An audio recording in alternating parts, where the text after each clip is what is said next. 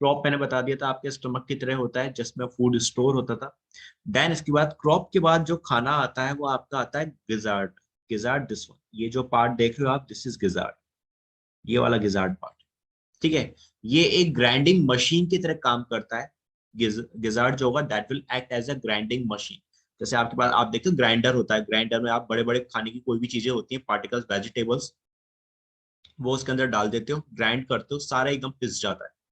तो यही काम सेम गिजार्ड यहाँ पे करता है कि जब आपका कॉकरोच कुछ भी खाना खाता है, उस खाने में कोई आपका बड़ा पार्टिकल्स आ जाता है, तो उस बड़े पार्टिकल को डाइजेस्ट करने का, उसको छोटे छोटे पार्ट्स में तोड़ने का काम गिजार्ड करता है। बात समझ में आई सभी को? अविनाश, जनक, आशीष, वर्षा, शिल्पा, अंकिता, रितिका, सभी को ये वाली बात समझ में आई? Yes just tell me everyone. ठीक है, गिजार्ड आपका क्यों ऐसा काम कर रहा है? ठीक है अविनाश, गिजार्ड के अंदर क्या प्रेजेंट होते थे? गिजार्ड के अंदर प्रेजेंट होती हैं काइटिन्स की plates. Gizzard that will contain chitin plates. ठीक है, दैट विल कंटेन, एक second, 6 chitins plate, chitinous plate, इस पॉइंट को लिख लेना। That will contain 6 chitinous plates जो टीथ की तरह काम करती हैं। That will act as a teeth. ठीक है, जैसे चबाने का काम करते थे वैसे ही यहाँ पे प्रेजेंट होती है। इसलिए गिजार्ड मशीन्स आपकी स्पेसिफिक हो जाती है आपके बर्ड्स के अंदर और आपके दैट इज इंसेक्ट्स के अंदर। ठीक है, तो खाना यहाँ पे पिस गया। अब खाना जब यहाँ पिसेगा उसके बाद ये खाना कहाँ आएगा? ये खाना आता है इसके बाद आपके hepatic caeca. That will come into the hepatic caeca. यहाँ पे आपका खाना आता था। ठीक है, हेपेटिक सीका जो होता था, हेपेटिक सीका, अच्छा गिजार्ड जो होता था, गिजार्ड का एक नाम और है, इसको भी लिख लो, यहीं पे लिख देता हूँ। गिजार्ड का एक नाम और है, gizzard that is also called, that is also called proventriculus, proventriculus, ये इसी का नाम है दूसरा गिजार्ड का, प्रोवेंट्रिकुलस। ठीक है, देन आपका हिपैटिक सीका। अच्छा, अब हिपैटिक सीका है, यहाँ हिपैटिक का मतलब क्या होगा? कौन बताता है? What is the meaning of hepatic? Hepatic का मतलब क्या होता है?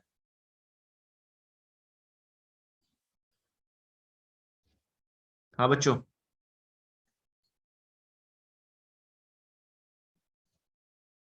सर कुछ लीवर रिलेटेड। कुछ नहीं, लिवर ही होता है। हिपैटिक का मतलब दैट इज लिवर। जहां पर भी हिपैटिक वर्ड आ जाए समझ लो दैट्स अ लिवर, ये लिवर है यहाँ पे। ठीक है, हिपैटिक क्या हो गया? लिवर हो गया, दैट इज ओके। अब मुझे ये बताओ, लिवर आपका क्या काम करता था डाइजेशन में? 10th क्लास में पढ़ा होगा ना, what is the function of liver in digestion? Shilpa, क्या काम होता था?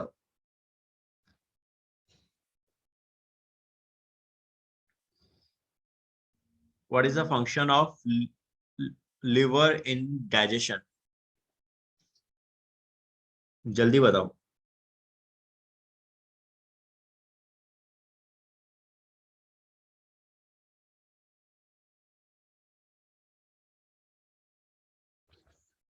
हम्म, ठीक है, राइट। आपका लिवर जो था आपके डाइजेशन में बाइल जूस का सिक्रेशन करता था, राइट शिल्पा? आपका बाइल जूस का सिक्रेशन करता था, एंड ये बाइल जूस क्या काम करता था? What is the function of bile juice? हम कुछ भी याद नहीं करेंगे, हम बस चीजों को रिलेट करेंगे ताकि वो दिमाग में बैठे रहें। रट्टा नहीं मारेंगे, पहले ही बोल दे रहा हूं। Emulsification, right Avinash? है ना, इमल्सिफिकेशन का मतलब that is digestion of fat. आपके जो फैट मॉलिक्यूल्स होते थे उनको इमल्सिफाइड कर देता था, उनका ब्रेक डाउन कर देता था आपका लिवर। तो यहां पर भी आपका हिपैटिक जो है, हिपैटिक सी का, ये क्या काम करेगा? हिपैटिक सी का जो होता था that will secret bile juice secrete नहीं करेगा, बाइल जूस जैसे सब्सटेंसेस सीक्रेट करेगा जो फैट का इमल्सिफिकेशन करेंगे। Got it?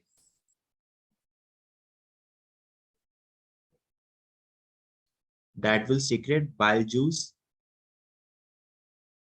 like substances which emulsified fat,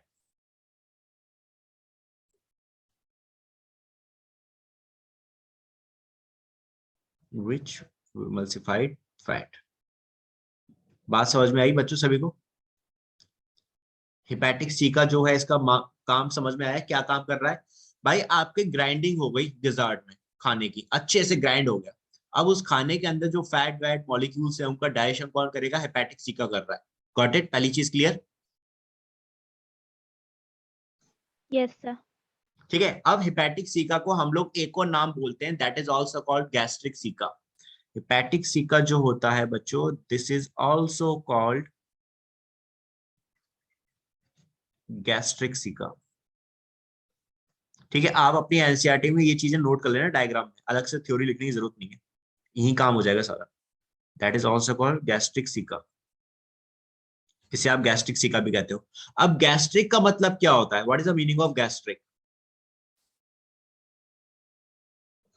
कौन बताएगा?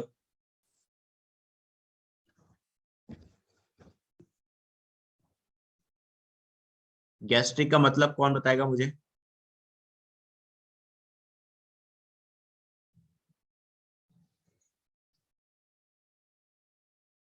Right Avinash, right, that is related to stomach. Right Shilpa, right right right right Avinash, right Shilpa, that is आपका स्टमक्स होता है। गैस्ट्रिक को हम लोग क्या बोलते हैं? आपका स्टमक भी करते हैं। अब भाई आपका गैस्ट्रिक जो था, आपका गैस्ट्रिक जूस बनाता था, स्टमक के अंदर गैस्ट्रिक जूस बनते थे जिसमें आपके प्रोटियोलिटिक एंजाइम्स होते थे, प्रोटीएज एंजाइम था जो प्रोटीन्स का डिग्रेडेशन करता था। तो यहाँ पे भी आपके जो ये गैस्ट्रिक सीका है, that will contain proteolytic enzymes, that will contain proteolytic enzymes।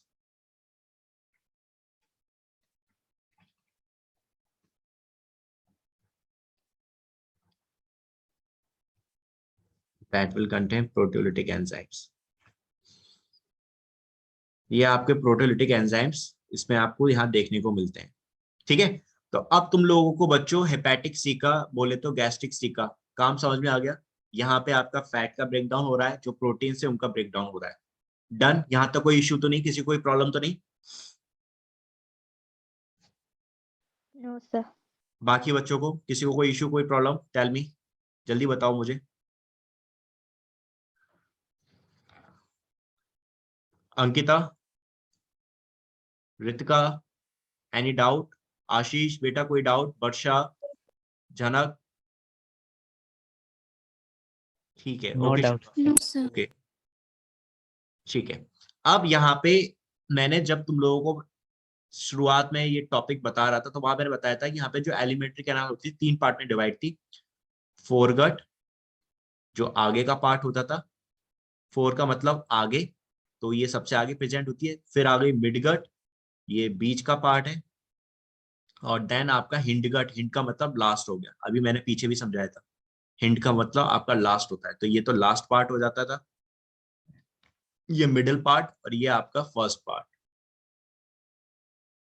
That is first part. ये आपको यहाँ देखने को मिलता था। अब यहाँ पे एक इंपॉर्टेंट चीज बताऊं, यहां से आपका जहां से फेरिंग्स रीजन है, फेरिंग्स रीजन से आपका ये जितना भी पार्ट देख रहे हो, ये ग्रीन कलर से मैं जितना भी करता जा रहा हूं, आपका फेरिंग्स, फेरिंग्स के बाद ईसोफेगस, ईसोफेगस के बाद क्रॉप, क्रॉप के बाद गिजार्ड, गिजार्ड तक का जितना भी पार्ट है, ये सारा क्या है? This is your foregut. ये आपको पूरी फोरगट है। फोरगट में क्या क्या आ गया आपका? फोरगट में आपका आ गया दैट इज, यहाँ पे स्टार्ट हुआ आपका माउथ, माउथ से आपका फेरिंग्स,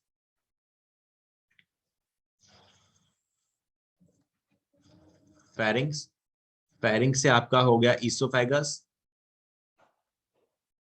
ईसोफेगस से फिर आपका GOUS ईसोफेगस, ईसोफेगस के बाद आपका क्या आ गया था, दैट इज क्रॉप, क्रॉप के बाद आपका आ गया था गिजार्ड।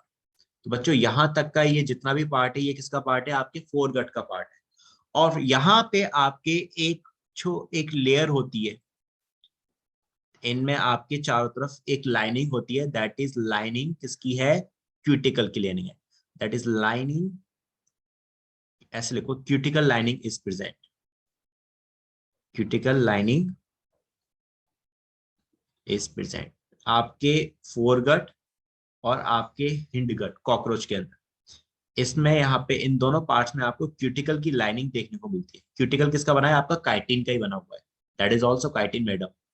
ठीक है, आपने गिजार्ड में देखा था, वहां पर आपको मैंने बताया थे, वहां पे आपके काइटिन्स की प्लेट प्रेजेंट होती थी 6 to 8, जो फूड का ग्राइंड करने का काम करती थी। तो ये पूरे पार्ट्स में प्रेजेंट होती है आपके क्यूटिकल के लिए। इज इट क्लियर नाउ, ये वाली बात समझ में आई? Yes, sir. Is it clear तो सभी को बच्चों?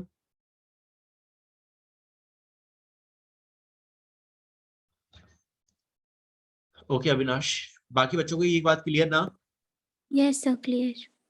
ठीक है, ओके। तो ये आपका यहाँ पे क्या था, दैट इज फोरगट का पार्ट हो गया जो हमने देख लिया। अब भाई यहाँ इसके बाद आपका नेक्स्ट पार्ट कौन सा आता है, दैट इज आपका मिडगट। ठीक है, सॉरी, हाँ मिडगट आएगा नाउ। अब आपके हाँ मिडगट से पहले हिपैटिक सीका, आपके फोरगट और मिडगट इन दोनों के बीच में आपके हिपैटिक सीका प्रेजेंट थे। ठीक है, इसको आप गैस्ट्रिक सीका भी बोलते थे। ये कितने नंबर में प्रेजेंट होते हैं, that is important. Hepatic caeca जो होते हैं ये आपके 6 to 8 होते हैं, 6 to 8 in number, this one is important. ठीक है, 6 से 8 होते हैं नंबर्स में। कौन, आपके हेपेटिक सीका या गैस्ट्रिक सीका। ये जो आप देख रहे हो, देखो अगर काउंट करो कितने होंगे, 1 2 3 4 5 6 7 एंड 8, 8 सीका है यहाँ पे। तो ये 6 to 8 सीका प्रेजेंट होते हैं हेपेटिक। नंबर बहुत इंपॉर्टेंट है, नंबर बहुत इंपॉर्टेंट है, ध्यान रखना है चीज, नंबर बहुत इंपॉर्टेंट है आपका, that is okay, that is important. अब आ जाओ इसके बाद आपके मिडगट। तो भाई आपका मिडगट जो होता है यहाँ पे आपका ये चालू हो गया midgut. Now the midgut is started from this side, ये आपका पूरा मिडगट वाला पार्ट है। यहाँ से गिजार्ड के बाद का जितना भी पार्ट आप देख रहे हो, मैलपीजियन ट्यूब्यूल्स के आने तक का सारा आपका मिडगट है, दैट इज, ठीक है, दैट इज योर मिडगट। ठीक है, मिडगट बोलो या मीजेंटेरॉन बोलो, एक ही मतलब है। यू कैन से मीजेंटेरॉन या यू कैन से मिडगट, कुछ भी बोल सकते हो। ठीक है, यहाँ पे क्यूटिकल की लाइनिंग नहीं होती, एज आई टोल्ड यू, यहाँ क्यूटिकल नहीं होगा। ठीक है, यहाँ आपका क्या होगा, हेपेटिक सीका के बाद का पार्ट है ये। हेपेटिक सीका कहाँ प्रेजेंट है, फोरगट और मिडगट के बीच में। कितने प्रेजेंट थे, 6 to 8 प्रेजेंट थे। ठीक है, देन इसके बाद आपका मिडगट चालू हो गया था। मिडगट के बाद आपको क्या देखने, यहाँ पे बस आपका फूड का पैसेज है, फूड को ट्रांसपोर्ट हो रहा है यहाँ से, बस और कुछ नहीं है। इसके बाद आपको देखने को मिले मैलपीजियन ट्यूब्यूल्स। ये चीज हमने पहले भी देखी थी, मैलपीजियन ट्यूब्यूल्स आपके एस्क्रीटरी ऑर्गन्स थे, दीज आर एस्क्रीटरी ऑर्गन्स। ठीक है, ये एस्क्रीटरी ऑर्गन्स हैं आपके, जो यहाँ आपको देखने को मिलते थे। दैट इज कितने प्रेजेंट होते हैं, दैट इज इनका जो नंबर है मैलपीजियन ट्यूब्यूल्स का, ये होते हैं बच्चों आपके मैलपीजियन ट्यूब्यूल्स 100 to 150। ठीक है, that is 100 to 150 yellow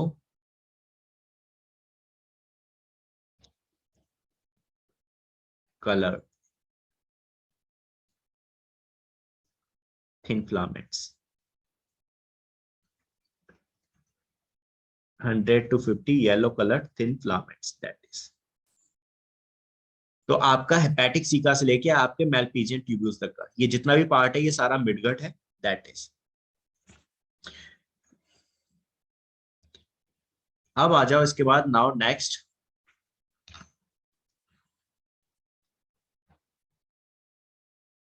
passage का काम कर रहा है अविनाश। आपका मिडगट जो है, it is act as a passage, that's all. ठीक है, क्योंकि जितना भी डाइजेशन था वो आपका हेपेटिक सीका तक कंप्लीट हो गया, मिडगट से आपका फूड को आगे ट्रांसपोर्ट किया जाएगा। तो बीच में क्या प्रेजेंट आता है, आपका मैलपीजियन ट्यूब्यूल आ गया। मैलपीजियन ट्यूब्यूल आप जानते हो एस्क्रीटरी ऑर्गन है। मैंने एक चीज और बताई थी भाई, जो एस्क्रीटरी ऑर्गन का काम करेगा वो आपका ऑस्मो रेगुलेशन का काम कर रहा है, यानी रीएब्जॉर्प्शन भी कर रहा है। तो मेलपीजियन ट्यूब्यूल यहाँ पे एस्क्रीशन के साथ साथ रीएब्जॉर्प्शन भी करेंगी, that will also do reabsorption. तो भाई मिडगट के थ्रू जो भी फूड आपका लास्ट में हिंडगट में जाएगा, तो उसमें जो भी न्यूट्रिएंट्स होंगे वो आपका मेलपीजियन ट्यूब्यूल्स वापस से रीएब्जॉर्ब कर लेगी। Is it clear Avinash?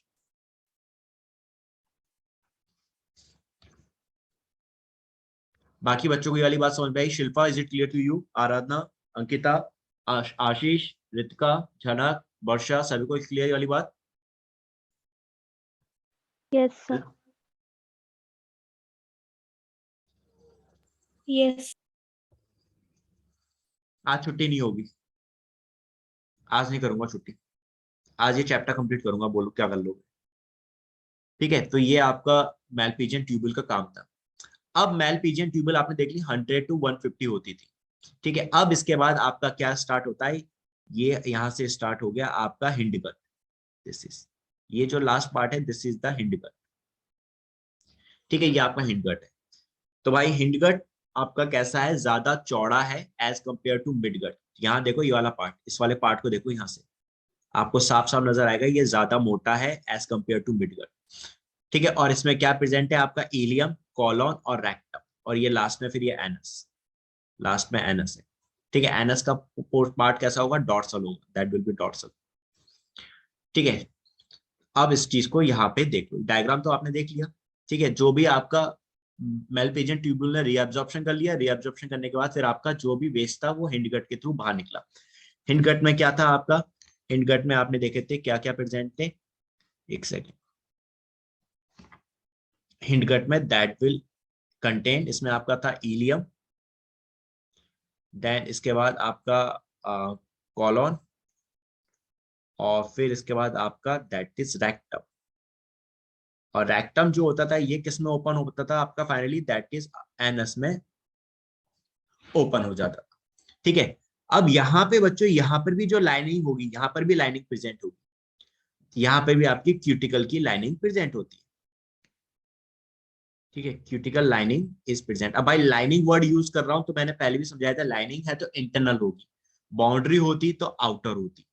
ठीक है, लेकिन दिस इज लाइनिंग, तो नाम से समझ में आ गया भैया कि ये इंटरनली है, अलग से लिखने की जरूरत नहीं पड़ी। दैट इज द फायदा ऑफ शब्दों को समझने का। वाह, क्या अंग्रेजी बोली मैंने।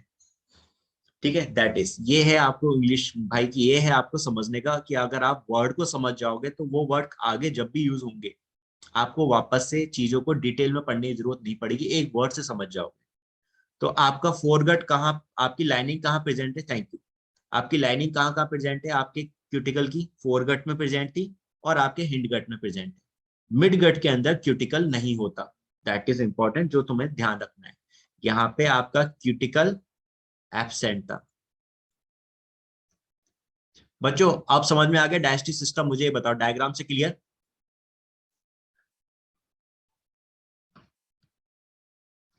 ओके, बाकी बच्चों को ये डायग्राम से क्लियर हुआ बेटा? इसको मुझे अलग से थ्योरी में लिखवाने की जरूरत तो नहीं Yes, है? sir. मुझे इसकी एक एक थ्योरी को लिखवाने की जरूरत तो नहीं है ना? No, sir. बाकी बच्चों को, Ankita, is it clear to you? Yes, sir. Clear. Okay, Avinash को क्लियर। आशीष बेटा तुम्हें क्लियर हुई ये वाली बात?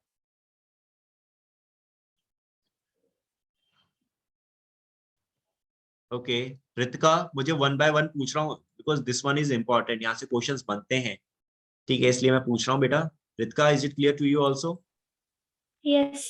झनक, ओके, झनक ने मुझे बता दिया था। Varsha, is it clear to you? Yes, sir. चलो, कॉन्ग्रेचुलेशन। अच्छा, अब इसको और इजी वे में समझ सकते हैं हम हिंडगट को। हमने यहाँ देखा हिंडगट में क्या प्रेजेंट था आपका? हिंडगट में भाई आपका प्रेजेंट था आपका इलियम, कॉलॉन और रेक्टम। अब इसको कंपेयर कर लेते हैं एक बार।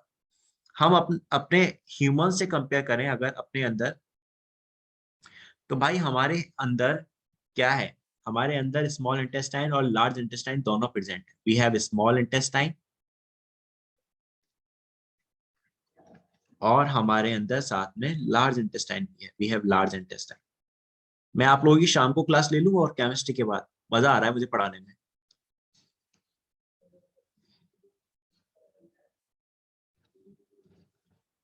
बोलो, सोच समझ के बोलना। ओके आशीष बेटा। हाँ, बाकी बच्चों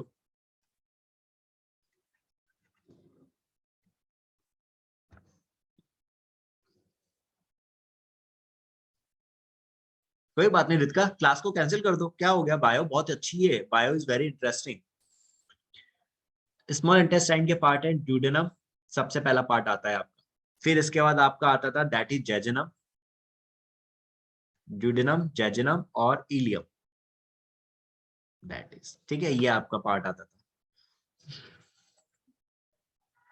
ओके, स्मॉल इंटेस्टाइन का आपका सबसे पहला पार्ट है ड्यूडेनम, ठीक है, ये नाम सुने हैं 10th क्लास में आप लोगों ने, जेजुनम, एंड लास्ट पार्ट आपका इलियम। इसके बाद आपका लार्ज इंटेस्टाइन स्टार्ट हो जाती थी, और लार्ज इंटेस्टाइन का पहला पार्ट होता था आपका यहाँ पे, दैट इज सबसे पहला आता था सीकम, देन इसके बाद दूसरा पार्ट आता था यहाँ पे कॉलॉन, एंड लास्ट पार्ट आपका आता था रेक्टम। ये चीजें आपने नाम सुने हैं बच्चों 10th क्लास में? No sir. कोई नहीं, आज ये चीज अभी नाम ध्यान रखना, क्योंकि इसको आप डिटेल में पढ़ोगे ह्यूमन फिजियोलॉजी के अंदर, वहां जब एक्सक्रीशन के बारे में हम बात करेंगे तो वहां ये डिटेल में आएंगे, ठीक है, वहां पे नाम आएंगे। तो भाई हमारा जो डाइजेशन होता था ना, कंप्लीट डाइजेशन, आपने ये तो सुना ही होगा, कंप्लीट डाइजेशन स्मॉल इंटेस्टाइन में होता है 10th क्लास के अंदर, राइट? तो वो भाई वो कंप्लीट डाइजेशन ड्यूडेनियम में होता था, यहाँ पे कंप्लीट डाइजेशन होता है। कंप्लीट डाइजेशन जो होता है वो ड्यूडेनम के अंदर होता था। ड्यूडेनम के बाद फिर आपका क्या आ गया, जेजुनम, जेजुनम के बाद इलियम, इलियम से फिर आपका लार्ज इंटेस्टाइन स्टार्ट हो गई, इसके बाद सिकम, कॉलॉन, रेक्टम, ठीक है, ये चीज यहाँ से स्टार्ट हो गई। ओके, वेरी गुड शिल्पा, बहुत बढ़िया, तुमने सुना है, बताया क्यों नहीं? तो बच्चों अब इसको एक बार कंपेयर करो, आपका जो कॉकरोच है, इंसेक्ट्स है, उनमें क्या प्रेजेंट है? उसमें प्रेजेंट है आपका इलियम, कॉलॉन और रेक्टम। इलियम किसका पार्ट था? स्मॉल इंटेस्टाइन का पार्ट था, that was the part of small intestine in you. और कॉलॉन आपका और रेक्टम, ये दोनों किसके पार्ट थे? ये दोनों आपके लार्ज इंटेस्टाइन के पार्ट थे, that was the part of large intestine in you. यहाँ क्या एब्सेंट है? यहाँ ड्यूडेनम और जेजुनम एब्सेंट है, एंड सीकम एब्सेंट है। बात समझ में आई बच्चों? बाकी वही पार्ट है जो आपकी बॉडी में प्रेजेंट होते हैं। Is it clear now? हाँ, is it clear to everyone now?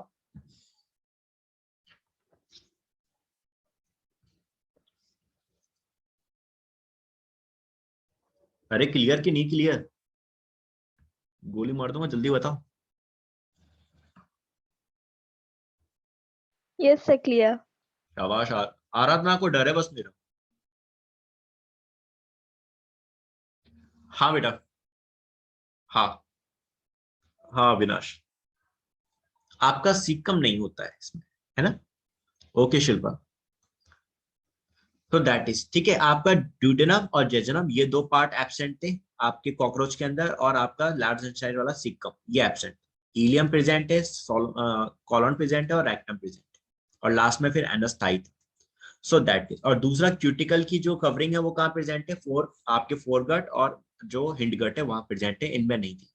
Hepatic caeca 6 से आपके 8 होते हैं नंबर्स में, इसको आप गैस्ट्रिक सीका भी बोलते हो। Hepatic caeca that means bile juice का सिक्रेशन कर रहे हैं, जो फैट का एमल्सिफिकेशन करेंगे, और गैस्ट्रिक सीका जो इसी को हम कह रहे थे, ये आपका प्रोटीन्स डाइजेस्टिव एंजाइम्स का सिक्रेशन करते हैं, जो प्रोटीन को डाइजेस्ट करते थे। गिजार्ड आपकी ग्राइंडिंग मशीन होती है, जो खाने को अच्छे से डाइजेस्ट कर देती थी, यानी अच्छे से कूट देती है, बिल्कुल एकदम बढ़िया सा फाइन बढ़िया बना देती है, चॉप कर देती बढ़िया से। एंड देन उसके बाद आपका मिडगट में खाना आ जाता था, और फिर उसका मैलपीजियन ट्यूबुल से पास होता था। मैलपीजियन ट्यूबुल एस्क्रीटरी ऑर्गन्स थे, 100 से 150 नंबर में प्रेजेंट होते हैं, एंड ये रीएब्जॉर्प्शन का भी काम करते हैं। सिंपल सा लॉजिक था। तो बेटा कहीं पे भी कुछ याद करने की जरूरत पड़ी हम लोग को? यहाँ पे कुछ भी रट्टा मारने की जरूरत पड़ी क्या हमें?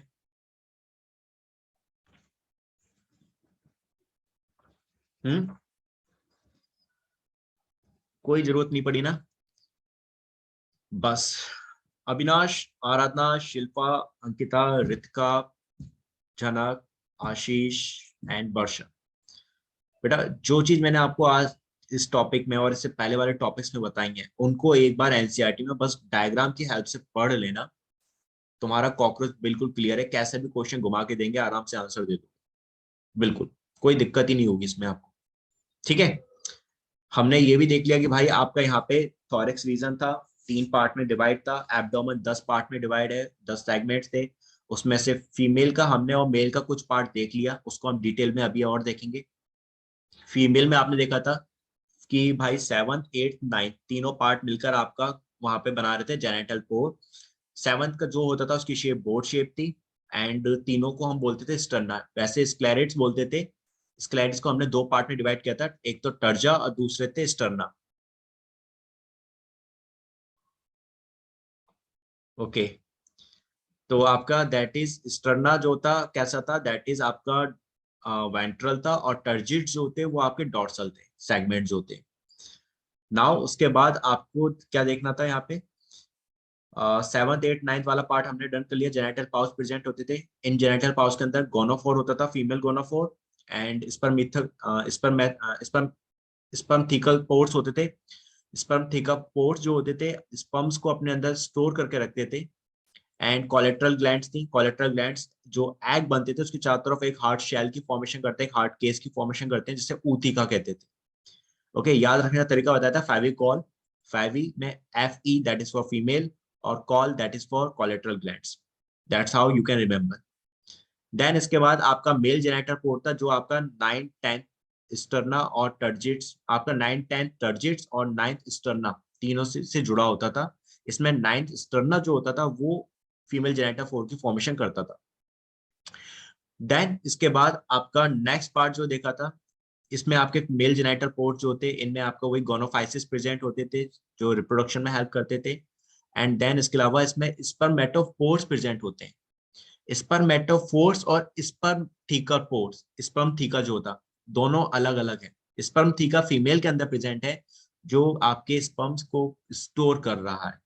ठीक है, उसके चारों तरफ एक लेयर बना देता है। थीका का वर्ड आ गया, थीका वर्ड आ जाता है ना जहाँ, थीका दैट मीन्स लेयर, उसको मैं आगे बताऊंगा अभी।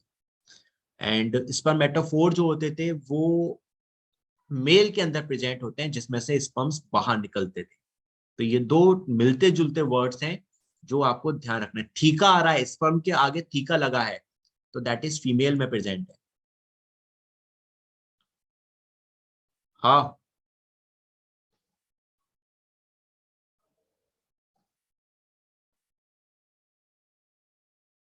मैं एक बार फिर से बता देता हूँ, 1 मिनट रुको, फिर से बता देता हूँ।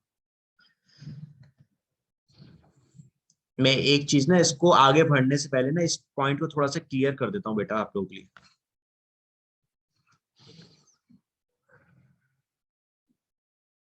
एक वर्ड, मुझे 1 मिनट दो। देखो जो स्पर्म थीका है, स्पर्माथीका और स्पर्म दैट इज स्पर्माथीका।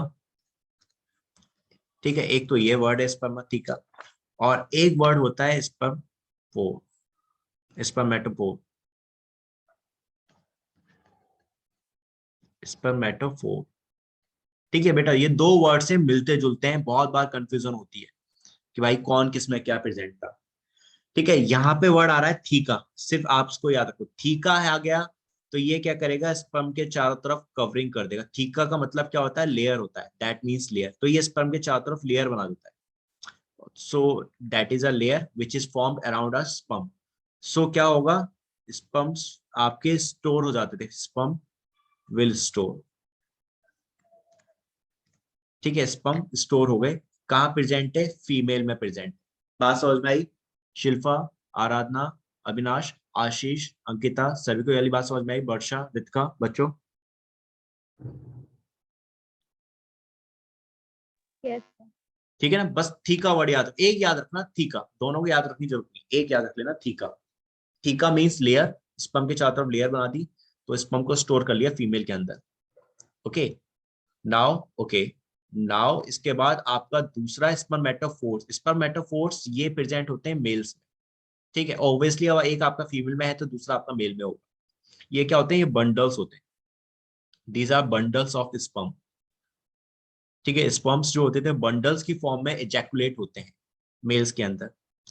मेल के अंदर से आपके बंडल्स, तो वो स्पर्म्स जो होंगे बंडल्स की फॉर्म में बाहर निकलते हैं और फीमेल के अंदर जाते हैं। रिप्रोडक्टिव ट्रैक में जाते थे। सो इन्हीं बंडल्स को आप बोलते हो spermatophores. Is it clear now?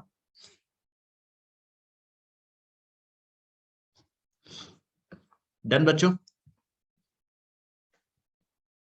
Yes. ठीक है, ओके, ठीक है बच्चों। तो अब आ जाते हैं रिप्रोडक्टिव सिस्टम में। सबसे पहले मेल रिप्रोडक्टिव सिस्टम।